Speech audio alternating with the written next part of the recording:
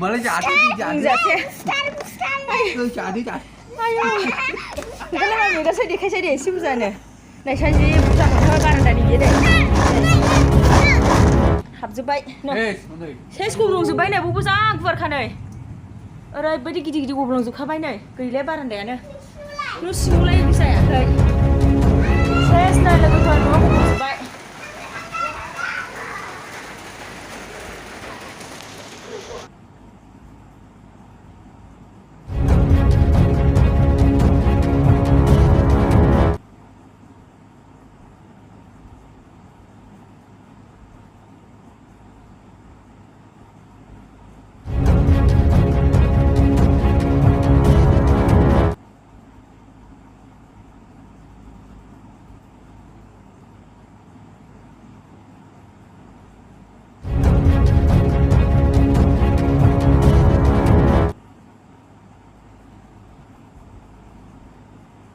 Anh ơi. Mà nó trả đi trả đi.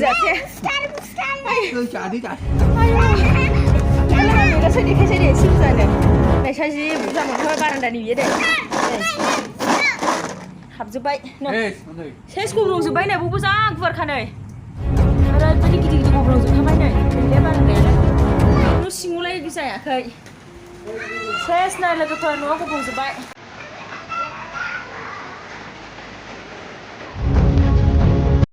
सेरफांगुरि फुंखा बाजार श'रुमाव होगासिनो दं ईद आरो बिहु धामाका अफार।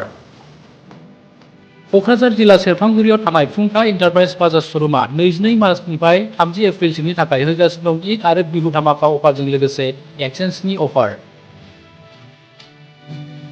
बाजाजनि बाइक लानो गोसो गुदुं सुबुंफोरा फुंखा एन्टारप्राइज बाजार श'रुमाव होनाय ईद आरो बिहु धामाका अफाराव फैनानै नोंथांनि गोसोनि लुबैनाय बाजाजनि बाइकखौ लांफैनो हागोन। ईद आरो बिहु धामाका अफारनि गेजेरजों बाजाजनि गोदान बाइक बायगिरिफ्रा फ्रि हेलमेट 5 लिटार पेट्रल आरो गुबुन गुबुन एजिउड गिफ्ट्स मोनफानो हागोन। नोगोद रां होनानै बाइक बायगिरिफोरनो रिजासे रां केसबेक हरफिननाय जागोन। 7,999 रां डाउन पेमेन्ट होग्रोनानैनो नोंहा नोंथांनि गोसोनि लुबैनाय बाजाजनि गोदान बाइकखौ लानानै थांनो हागोन। बाजाजनि गोदान बाइक लानो गोसो गुदुं सुबुंफोरा 500 रां होग्रोनानै गावबा गावनि गोसोनि लुबैनाय बाइकखौ बुकिं खालामहरनो हागोन। नोंथांनियाव थानाय जायखिजाया मडेलनि गोजाम बाइकखौ एक्सचेन्ज खालामनानै नोंथांनि गोसोनि लुबैनाय बाजाजनि गोदान बाइकखौ लानानै थांनो हागोन।